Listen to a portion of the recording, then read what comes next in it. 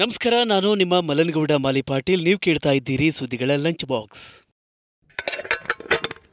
PF ಬಡ್ಡಿ ಯಾವಾಗ ಅಕೌಂಟ್ಗೆ ಬರುತ್ತೆ? ಐಸಿಐಸಿಐ ಬ್ಯಾಂಕ್ನ ಮೊಬೈಲ್ ಆ್ಯಪ್ನಲ್ಲಿ ಟೆಕ್ನಿಕಲ್ ಸಮಸ್ಯೆ ಏನಾದರೂ ಇದೆಯೇ? ತೆರಿಗೆದಾರರಿಗೆ ಸಿಬಿಡಿಟಿ ಯಾವ ಮಹತ್ವದ ಅನುಕೂಲವನ್ನು ಒದಗಿಸಿಕೊಟ್ಟಿದೆ? ಈ ಎಲ್ಲ ಸುದ್ದಿಗಳನ್ನು ಹೇಳ್ತೇವೆ. ಇದರ ಜೊತೆಗೆ ಪರ್ಸನಲ್ ಫಿನಾನ್ಸ್ ಮತ್ತು ಬಿಸ್ನೆಸ್ ಸುದ್ದಿಗಳು ಕೂಡ ಇರುತ್ತೆ. ಬನ್ನಿ ಸುದ್ದಿಗಳ ಲಂಚ್ ಬಾಕ್ಸ್ ತೆರೆಯೋಣ. ಪಿಎಫ್ ಬಡ್ಡಿ ಯಾವಾಗ ಅಕೌಂಟ್ಗೆ ಬರುತ್ತೆ?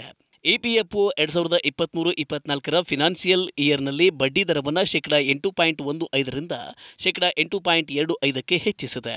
ಹಾಗಾದರೆ ಹೆಚ್ಚಿದ ಬಡ್ಡಿ ತಮ್ಮ ಖಾತೆಗೆ ಯಾವಾಗ ಬರುತ್ತೆ? ಇದು ಖಾತೆದಾರರ ಮನಸ್ಸಿನಲ್ಲಿ ಕೊರಿತಾ ಇರುವ ಪ್ರಶ್ನೆ. ಜನ ಸಾಮಾಜಿಕ ಮಾಧ್ಯಮದಲ್ಲಿ ಇಪಿಎಫ್ಒಗೆ ಈ ಪ್ರಶ್ನೆಗಳನ್ನು ಕೇಳ್ತಿದ್ದಾರೆ.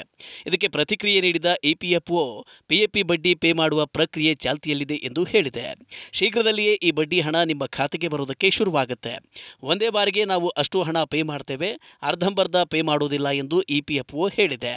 2022-23 ಆರ್ಥಿಕ ವರ್ಷಕ್ಕೆ ಒಟ್ಟು 28.17 ಕೋಟಿ ಸದಸ್ಯರಿಗೆ ಬಡ್ಡಿಯನ್ನು ಪಾವತಿ ಮಾಡಲಾಗಿದೆ.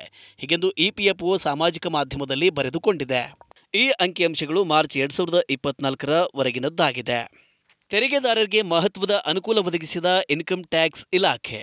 ಆದಾಯ ತೆರಿಗೆ ಇಲಾಖೆ ತೆರಿಗೆದಾರರಿಗೆ ಬಿಗ್ ರಿಲೀಫ್ ನೀಡಿದೆ. Central board of direct tax ಅಂದರೆ ಸಿಬಿಡಿಟಿ ಚಾರಿಟೇಬಲ್ ಟ್ರಸ್ಟ್ನ ನೋಂದಣಿಗೆ ಗಡುವನ್ನು ಈಗ ಜೂನ್ 30ರವರೆಗೆ ವಿಸ್ತರಿಸಲಾಗಿದೆ ಎಂದು ಹೇಳಿಕೆಯಲ್ಲಿ ತಿಳಿಸಿದೆ. ಈಗ ಚಾರಿಟೇಬಲ್ ಮತ್ತು ಧಾರ್ಮಿಕ ಟ್ರಸ್ಟ್ಗಳು ಆದಾಯ ತೆರಿಗೆ ಇಲಾಖೆಯ ಅಡಿಯಲ್ಲಿ ಜೂನ್ 30ರವರೆಗೆ ನೋಂದಣಿ ಮಾಡಬಹುದಾಗಿದೆ. ಹೀಗೆಂದು ಸಿಬಿಡಿಟಿ ಪ್ರಕಟಣೆಯಲ್ಲಿ ತಿಳಿಸಿದೆ.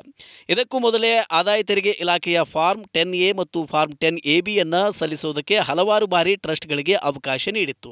2 ಫಾರ್ಮ್ಗಳನ್ನು ಸಲ್ಲಿಸುವುದಕ್ಕೆ ಕೊನೆಯ ದಿನಾಂಕವನ್ನು ಸೆಪ್ಟೆಂಬರ್ 30 ಎಂದು ನಿಗದಿ ಮಾಡಲಾಗಿತ್ತು.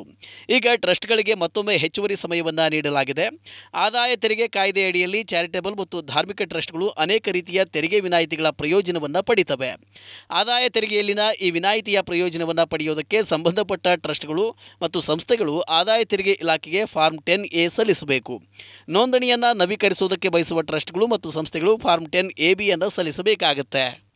ಕಳೆದ ಕೆಲವು ದಿನಗಳಲ್ಲಿ ಐಸಿಐಸಿಐ ಬ್ಯಾಂಕ್ ವಿತರಣೆ ಮಾಡಿದ ಸುಮಾರು 17,000 ಕ್ರೆಡಿಟ್ ಕಾರ್ಡ್ಗಳನ್ನು ಡಿಜಿಟಲ್ ಚಾನೆಲ್ಗಳಲ್ಲಿ ಯಾವ್ಯಾವುದೋ ಬಳಕೆದಾರರಿಗೆ ತಪ್ಪಾಗಿ ಮ್ಯಾಪ್ ಮಾಡಲಾಗಿದೆ. ಅಂದರೆ ಈ ತಾಂತ್ರಿಕ ದೋಷದಿಂದಾಗಿ ಐಸಿಐಸಿಐ ಬ್ಯಾಂಕ್ನ ಮೊಬೈಲ್ ಆ್ಯಪ್ನ ಬಳಕೆದಾರರಿಗೆ ಬೇರೆ ಗ್ರಾಹಕರ ಕ್ರೆಡಿಟ್ ಕಾರ್ಡ್ ವಿವರ ಸಿಗುತ್ತಿದೆ. ಈ ಮಾಹಿತಿಯನ್ನು ಸ್ವತಃ ಬ್ಯಾಂಕ್ ಗುರುವಾರ ಅಂದರೆ ಏಪ್ರಿಲ್ 25ರಂದು ನೀಡಿದೆ. ದೇಶದ 2ನೇ ಅತಿದೊಡ್ಡ ಸಾಲದಾತ ಐಸಿಐಸಿಐ ಬ್ಯಾಂಕ್ನ ವಕ್ತಾರರು ಈ ದೋಷದಿಂದ ಯಾವುದೇ ರೀತಿಯ ದುರ್ಬಳಕೆಯ ಘಟನೆ ಇದುವರೆಗೆ ಬೆಳಕಿಗೆ ಬಂದಿಲ್ಲ ಎಂದು ಹೇಳಿದ್ದಾರೆ. ಆದಾಗ್ಯೂ ಭವಿಷ್ಯದಲ್ಲಿ ಯಾವುದೇ ಬಳಕೆದಾರರಿಗೆ ಇದು ಸಂಭವಿಸಿದರೆ ಆರ್ಥಿಕ ನಷ್ಟಕ್ಕೆ ಪರಿಹಾರವನ್ನು ನೀಡುವುದಾಗಿ ಬ್ಯಾಂಕ್ ಭರವಸೆಯನ್ನು ನೀಡಿದೆ. ಇನ್ನು ವಂದೇ ಭಾರತ್ ರೈಲುಗಳಲ್ಲಿ ಪ್ರಯಾಣಿಕರಿಗೆ ಎಷ್ಟು ನೀರು ಸಿಗುತ್ತೆ ಗೊತ್ತಾ? ವಂದೇ ಭಾರತ್ ರೈಲಿನಲ್ಲಿ ಪ್ರಯಾಣಿಸುವ ಪ್ರಯಾಣಿಕರಿಗೆ ಒಂದು ಮಹತ್ವದ ಸುದ್ದಿ ಇಲ್ಲಿದೆ. ಇನ್ನು ಮುಂದೆ ಈ ರೈಲಿನಲ್ಲಿ ಪ್ರಯಾಣಿಸುವಾಗ 1 ಲೀಟರ್ ನೀರಿನ ಬಾಟಲ್ ಬದಲಿಗೆ ಅರ್ಧ ಲೀಟರ್ ರೈಲ್ ನೀರು ಬಾಟಲ್ ನೀಡಲಾಗುತ್ತೆ. ಈ ಸಂಬಂಧ ಉತ್ತರ ರೈಲ್ವೆ ಪತ್ರಿಕಾ ಪ್ರಕಟಣೆ ಹೊರಡಿಸಿದೆ. ಕುಡಿಯುವ ನೀರು ವ್ಯರ್ಥವಾಗುವುದನ್ನು ತಪ್ಪಿಸುವುದಕ್ಕೆ ಈ ನಿರ್ಧಾರವನ್ನು ತೆಗೆದುಕೊಳ್ಳಲಾಗಿದೆ ಎಂದು ರೈಲ್ವೆ ಹೇಳಿದೆ.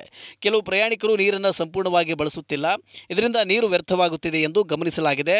ಯಾವುದೇ ಪ್ರಯಾಣಿಕರಿಗೆ ಮತ್ತೊಂದು ಅರ್ಧ ಲೀಟರ್ ನೀರು ಬೇಕಾದರೆ ಅವರು ಅದನ್ನು ಕೇಳಿ ಪಡೆದುಕೊಳ್ಳಬಹುದು. ಇದಕ್ಕಾಗಿ ಯಾವುದೇ ಹೆಚ್ಚುವರಿ ಶುಲ್ಕವನ್ನು ತೆಗೆದುಕೊಳ್ಳಲಾಗುವುದಿಲ್ಲ ಎಂದು ಹೇಳಲಾಗಿದೆ. ಹಾರ್ಲಿಕ್ಸ್ ಮತ್ತು ಬೂಸ್ಟ್ ಮೇಲಿನ ಹೆಲ್ತ್ ಡ್ರಿಂಕ್ ಲೇಬಲ್ ಮಾಯ. ಎನರ್ಜಿ ಡ್ರಿಂಕ್ಸ್ ಹಾರ್ಲಿಕ್ಸ್ ಮತ್ತು ಬೂಸ್ಟ್ನ ಮೇಲೆ ಬರೆದಿದ್ದ ಹೆಲ್ತ್ ಡ್ರಿಂಕ್ ಎಂಬ ಟ್ಯಾಗ್ ಅನ್ನು ಈಗ ತೆಗೆದು ಹಾಕಲಾಗಿದೆ. ಹಿಂದೂಸ್ತಾನ್ ಯೂನಿವರ್ ಲಿಮಿಟೆಡ್ HUL ಈಗ ಈ ಪ್ರಾಡಕ್ಟ್ಗಳ ಕ್ಯಾಟಗರಿಯನ್ನು ಹೆಲ್ತ್ ಫುಡ್ ಡ್ರಿಂಕ್ಸ್ ಬದಲಿಗೆ ಫಂಕ್ಷನಲ್ ನ್ಯೂಟ್ರಿಷನಲ್ ಡ್ರಿಂಕ್ಸ್ ಎಂದು ಬದಲಿಸಿದೆ. ವಾಣಿಜ್ಯ ಮತ್ತು ಕೈಗಾರಿಕಾ ಸಚಿವಾಲಯವು ಇ-ಕಾಮರ್ಸ್ ವೆಬ್ಸೈಟ್ಗಳಿಂದ ಅನೇಕ ಡ್ರಿಂಕ್ ಪ್ರಾಡಕ್ಟ್ಸ್ ಅನ್ನು ಹೆಲ್ದಿ ಡ್ರಿಂಕ್ಸ್ ಕ್ಯಾಟಗರಿಯಿಂದ ತೆಗೆದು ಹಾಕುವುದಕ್ಕೆ ಆದೇಶ ನೀಡಿದ ಹಿನ್ನೆಲೆಯಲ್ಲಿ ಈ ನಿರ್ಧಾರವನ್ನು ಕೈಗೊಳ್ಳಲಾಗಿದೆ. ಐಆರ್ಸಿಟಿಸಿಯಿಂದ ಲೇಹ ಟು ಲಡಾಖ್ಗೆ ಅಗ್ಗದ ಪ್ರವಾಸ ಪ್ಯಾಕೇಜ್. ಐಆರ್ಸಿಟಿಸಿ ಲೇಹ ಲಡಾಖ್ಗೆ ಪ್ರವಾಸದ ಪ್ಯಾಕೇಜ್ ಬಿಡುಗಡೆ ಮಾಡಿದೆ. ಈ ಪ್ಯಾಕೇಜ್ನಲ್ಲಿ ಕೋಲ್ಕತ್ತಾದಿಂದ ದೆಹಲಿಗೆ ಮತ್ತು ದೆಹಲಿಯಿಂದ ಲೇಹಗೆ ವಿಮಾನ ಟಿಕೆಟ್ ಸೇರಿರುತ್ತೆ. 20 ಜೂನ್ ಮತ್ತು 28 ಜೂನ್ 2024ರಂದು ಪ್ಯಾಕೇಜ್ ಪ್ರಯೋಜನ ಪಡೆಯಬಹುದು. ಈ ಇಡೀ ಪ್ಯಾಕೇಜ್ 6 ದಿನಗಳು ಮತ್ತು 7 ರಾತ್ರಿಗಳದ್ದು. ಉಳಿದುಕೊಳ್ಳಲು ಡಿಲೆಕ್ಸ್ ಹೋಟೆಲ್ನಲ್ಲಿ ಕೊಠಡಿ ಸಿಗುತ್ತೆ. ಇದರಲ್ಲಿ ಶ್ಯಾಮ್ ವ್ಯಾಲಿ, ಲೇಹ, ನುಬ್ರಾ, ತುರ್ತುಕ್ ವ್ಯಾಲಿ ಮತ್ತು ಪ್ಯಾಂಗೋಂಗ್ ತ್ಸೋಗೆ ಭೇಟಿ ನೀಡುವ ಅವಕಾಶವಿದೆ. ನುಬ್ರಾ ಕಣಿವೆಯಲ್ಲಿ ಸಾಂಸ್ಕೃತಿಕ ಕಾರ್ಯಕ್ರಮಗಳನ್ನು ವೀಕ್ಷಿಸುವುದಕ್ಕೆ ನಿಮಗೆ ಸಾಧ್ಯವಾಗುತ್ತೆ. ಬೆಳಗಿನ ಉಪಹಾರ, ಮಧ್ಯಾಹ್ನದ ಊಟ ಮತ್ತು ರಾತ್ರಿಯ ಊಟ ಲಭ್ಯವಿದೆ. ಈ ಪ್ಯಾಕೇಜ್ನಲ್ಲಿ ಪ್ರಯಾಣ ವಿಮೆ ಕೂಡ ಸೇರಿದೆ. ಇದಿಷ್ಟು ಇಂದಿನ ಲಂಚ್ ಬಾಕ್ಸ್ ಸುದ್ದಿ.